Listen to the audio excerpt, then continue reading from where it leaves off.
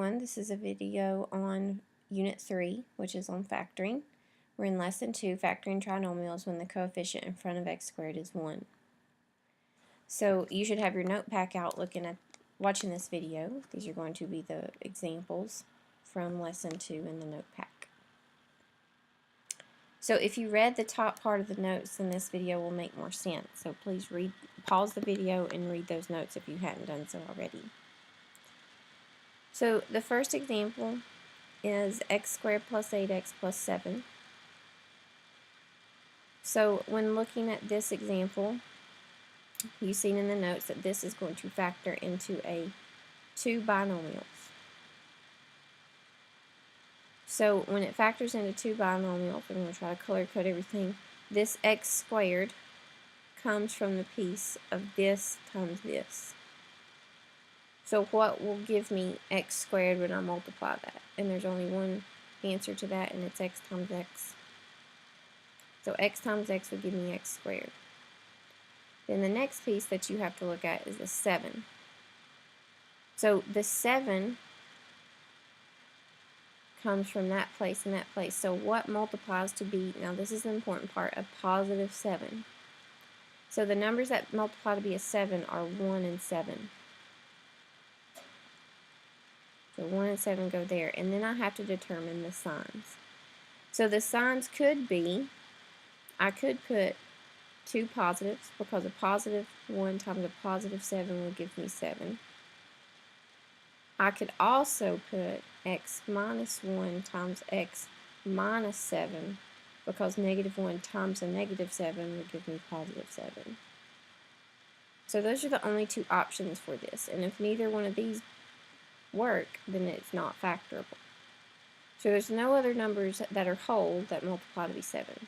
So what we have to do now is check the middle term. So if I can check the middle term, this 8x comes from the outer parts multiplied to the inner parts. So x times 7 would be 7x, and 1 times x would be an x. So when I add those together, I get 8x, which is exactly what I need. So this has to be the correct factorization of x squared plus 8x plus 7, because when I multiply that out, and you can always check these to make sure you got the right answer. When I FOIL that out, x times x is x squared, x times 7 is 7x, 1 times x is x, and 1 times 7 is 7. That should come pretty straightforward if you take your time with what goes where at the very beginning. So that could reduce to x squared plus 8x plus 7. So that's exactly what I started with. If you look over here, even though this x times x will give me x squared, and negative 1 times negative 7 will give me positive 7 on the in here, you still have to do the outer and inner. The outer is x times negative 7, and then negative 1 times x is negative x. So that would give me negative 8, which it's the same number, but the wrong sign. So this can't be the answer. So the factorization of that is x plus 1 times x plus 7. Now let's look at the next one. Number 2 says x squared minus 5x plus 6. So anytime you have a trinomial, this will factor into two binomials. To get an x squared, it would come from this position and this position.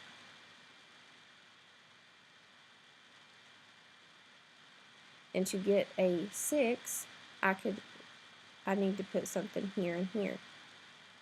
So what are the options to give me a 6? Well, I could do 1 times 6. I could do 2 times 3. And that's about it as far as whole numbers go.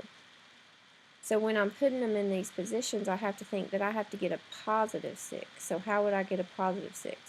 Well, either both of these signs have to be positive, or both of them have to be negative. I don't know yet. So what happens if I put a 1 and a 6 here, which is one of the combinations? Well, x times x would be x squared. That's okay. And 1 times 6 would give me positive 6. Now I have to check the outer and the inner. X times 6 would be 6x, and 1 times x would be x. So this piece would be 7x. I need negative 5x. So this one's not going to be the answer. So let's look at this one. What if I put 1 and 6 here? Well, if you think about what's going to happen there, x times x would be x squared. Negative 1 times negative 6 would be positive 6. So the first and the last terms work. Now I have to try the outer and the inner. So the outer would be negative 6x, and the inner would be negative 1 times x is negative 1. Put those together and I get negative 7x, which makes sense that I just changed the signs here. They're both the same, so what would happen to this in this term would it be this? It would be the same number with opposite signs. So neither one of those is negative 5x. So I have to try 2 and 3. I'm going to scroll down here. So the problem we're trying to factor is x squared plus 5x plus 6. I'm going to try to do that with the 2 and the 3. So once again, x's would go here, 2 and 3. Now look at this and see if you can think of what signs you're going to put here. I can either put 2 pluses or 2 minuses. If you think about it, this piece, which is the outer and the inner, has to be plus 5. So the x squared is going to work for my first term, and my 6 will work for my last term. This times this, and this times this. I have to put signs on those to give me a positive 5x. So if you think about that, both of those would be positive. Therefore, both of these would have to be positive, and that would make that a positive 5x. So the answer to that is x plus 2 times x plus 3. And that would be your answer. All right. Number 3 is x squared minus 7x plus 12. So that's going to factor into 2 binomials to get an x squared. We'll have an x and an x. To get a 12, I could have 1 or 12, 2 or 6, or 3 and 4. To get a positive 12, all these numbers over here would both have to be positive, or they could both be negative and still get a positive 12 when I multiply. What you could start thinking about is this middle term, negative 7. So this piece times this piece put together with this piece times this piece has to be negative 7x. Both of these signs either have to be both pluses,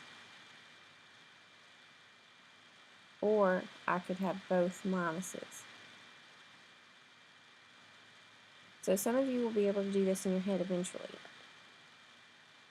but it's nice to see what's actually going on here. So let's think about this. I can either put 1 and 12 here. If I put 1 and 12,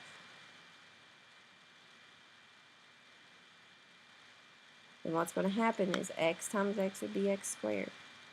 1 and 12 would be the last term. Now check the outer and the inner. This piece would be 12x, positive 12x, and then 1 times x would be positive x. That would go to 13x, which is not what I need. I need negative 7x. So if you look at this piece, think about what's going to happen if I put 1 and 12 here. If I put 1 and 12 there, the only thing I've done is change both signs. And as we see in the last one, if I change both signs, the only thing that will change is this sign. So this one's not going to work. So let's back up and change these numbers.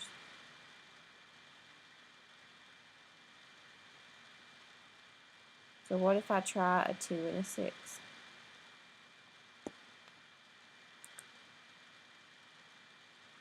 X times x would be x squared. 2 times 6 would be 12. Notice I always do my first and the last terms first, because if they don't work, it's not going to work anyway. And then I can stop. So the outer would be 6x, and the inner would be 2x. this would give me a total of 8 x's, which is not what I need. If I change both of those to negatives, the only thing that will do is change it to a negative 8x in the middle. So that's again not what I need. So let's try the last one, 3 and 4.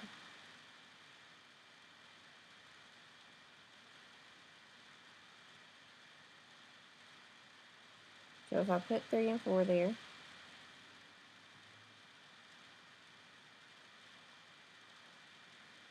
I get x and x, which would be x squared. 3 and 4, which would be 12 for my last term. Now outer would be 4x, and inner would be 3x.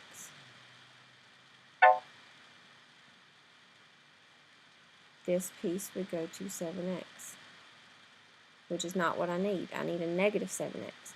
So if I get the right number but with the wrong sign, all I have to do is change my sign. So instead of 2 pluses, I could do 2 minuses, which I determined that at the very beginning. So if I do a negative 3 and a negative 4, of course the x's work, because I've manipulated it to do that.